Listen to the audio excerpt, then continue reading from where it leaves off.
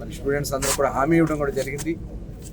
మరి ఫైనల్ ఇయర్కి సంబంధించినటువంటి వాళ్ళు చాలామంది రాత్రి నుంచి ఇక్కడ ఉన్నారు, మాకేమన్నా కెరీర్కి సంబంధించి ఇబ్బంది వస్తామంటే దానికి కూడా యాజమాన్యం వాళ్ళందరూ కూడా మాట్లాడారు. వాళ్ళు కూడా చెప్పడం జరిగింది ఎటువంటి ఇబ్బంది లేదని. ఇందులో ఏదన్నా ఉన్నా కూడా ఎంతటి వారినైనా వదిలే సమస్య లేదు.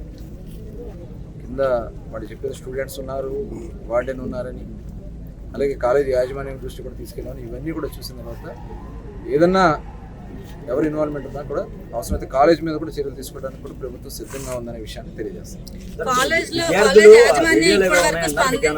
మమ్మల్ని భయపెట్టే ప్రయత్నం చేశారని పిల్లలు చెప్తూ ఉన్నారు. అలాగే ఎవరో ఒక అమ్మాయి మీద అలాగే ఒక అబ్బాయి మీద ఎలిగేషన్ వాళ్ళైతే వేస్తున్నారు, వీళ్ళే ఇదంతా చేశారు, ఆ పాప వల్ల ఇదంతా జరిగింది అని. సో వాళ్ళ నుంచి ఏమైనా ఇన్ఫర్మేషన్ మీకు ఏమైనా వచ్చిందా? ఇన్వెస్టిగేషన్ లో ఏమైనా తెలుసు? ఎవరైతే ఉన్నారో పిల్లలు వాళ్ళు మాట్లాడుతుంది, వాళ్ళతో మాట్లాడినటువంటి సందర్భంలో మేము వాళ్ళని అడిగాం, నేను కూడా అడిగాను స్వయంగానే.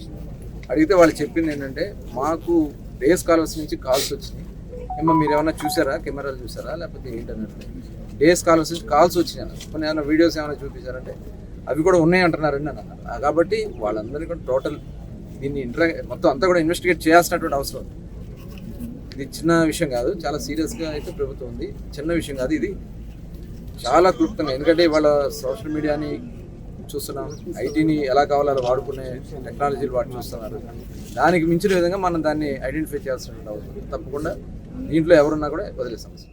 మన యాజమాన్యం నుంచి కూడా ఇబ్బంది పెడుతున్నారు. దాని మీద యాజమాన్యం నుంచి వాళ్ళు అడిగింది దాని క్లారిఫికేషన్గా ఒక సర్క్యులర్ కూడా ఇమ్మని చెప్పి మేము కూడా రిక్వెస్ట్ చేయడం. ఎవరు ఈ కేసులో ఇన్వాల్వ్ అయిన వాళ్ళు తప్ప మిగతా వాళ్ళు ఎవరిని కూడా కాలేజ్ యాజమాన్యం ఇబ్బంది పెట్టద్దని చెప్పి ఒక సర్క్యులర్ తయారు చేసామని చెప్పడం జరిగింది. హాస్టల్ వార్డెన్ కూడా హాస్టల్లోనే కర్రలు తీసుకుని వెంటపడ్డారు అవన్నీ చాలా చెప్తా ఉన్నారు, బాధపడుతూ ఏడుస్తూ ఆడపిల్లలు మాట్లాడిన పరిస్థితి ఉంది అని. అదే చాలా విషయాలు చెప్పారు, అన్నీ కూడా ఇన్వెస్టిగేషన్ చేయాల్సిన అవసరం. ఎందుకంటే దానికి డిపార్ట్మెంట్ వైజ్గా వాళ్ళు చేయాల్సిన ఎవరన్నా చెప్పలేని వాళ్ళు ఉన్నా మా దృష్టికి తీసుకొచ్చిన దాని మీద మేము కూడా సంబంధిత అధికారుల దృష్టి తీసుకెళ్ళి